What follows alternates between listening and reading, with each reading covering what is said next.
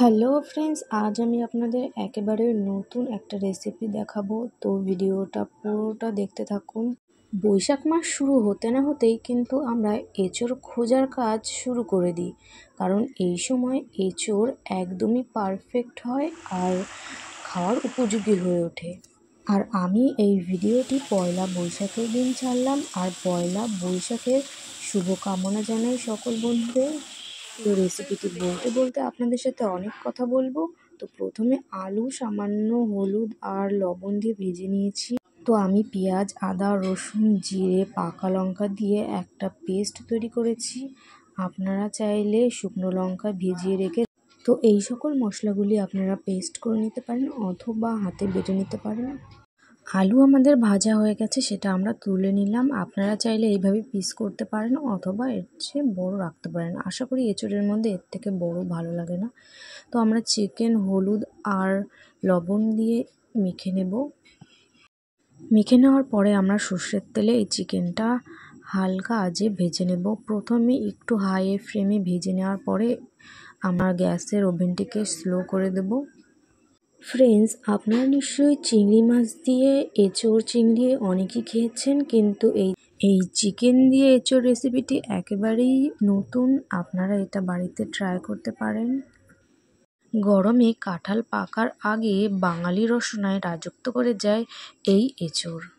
ফাল্গুন চৈত্রের মাসের শেষের দিকে ঝিরিঝিরি বাতাসের সঙ্গে হালকা হালকা বৃষ্টির মধ্যে কিন্তু এঁচোড় খেতে আমাদের খুবই ভালো লাগে, আর ভাত দিয়ে খেতে কিন্তু আরোই বেশি ভালো লাগে।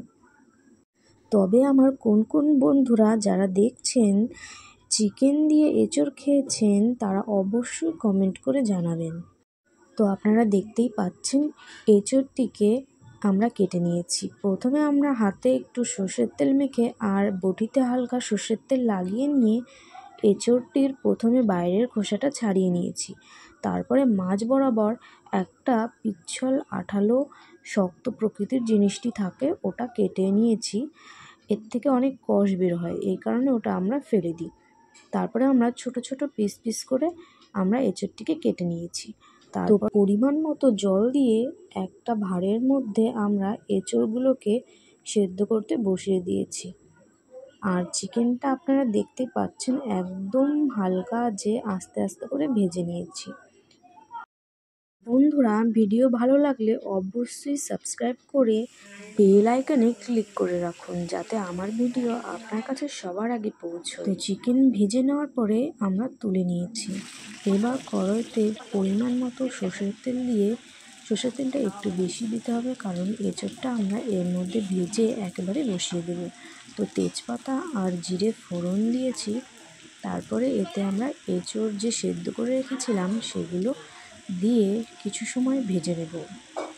কাঁঠালের পুষ্টিগত দিক বিবেচনায় কাঁঠাল কিন্তু অন্য ফলের তুলনায় অনেক বেশি উন্নত। এতে আছে riboflavin, calcium, potassium, sodium, iron, zinc এবং রয়েছে নায়াসিন সহ বিভিন্ন প্রকার পুষ্টি উপাদান।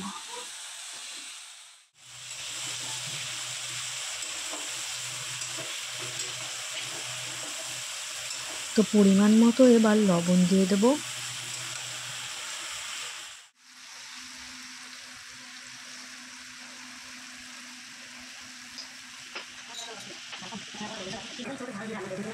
হলুদও আমরা পরিমাণ মতো দিয়ে দিলাম।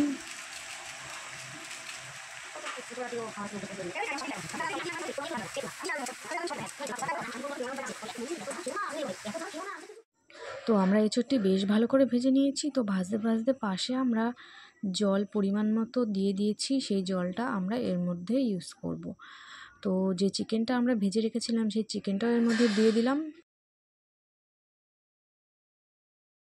তো চিকেনটা দিয়ে দেওয়ার পরে বেশ কিছু সময় নেড়ে চেড়ে নেওয়ার পরে আমরা এর মধ্যে মশলার মিশ্রণটি দিয়ে দেবো, যেটা আমরা নানান মশলা দিয়ে তৈরি করেছিলাম।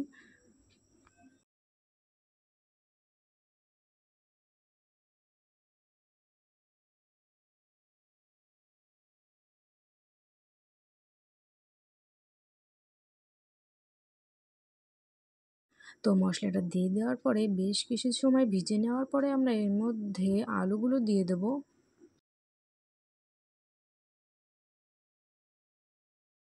তো আলু দেওয়ার পরে আবার কিছু সময় নেড়ে চেড়ে নেওয়ার পরে আমরা এতে যে জল গরমটা পাশে করে রেখেছিলাম সেটা এর মধ্যে দিয়ে দেব। বন্ধুরা, এঁচোড় তৈরি করা কিন্তু বেশ সময় সাপেক্ষ কাজ, অনেকটাই সময় লাগে এঁচোড় তৈরি করতে।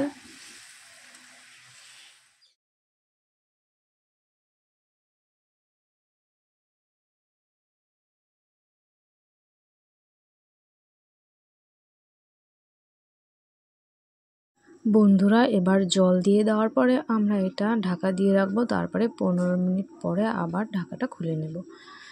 তো ঢাকাটা খুলে নিয়েছি, সেদ্ধ হয়ে গেছে। আবার 10-15 মিনিট এভাবেই জাল দিয়ে নেব।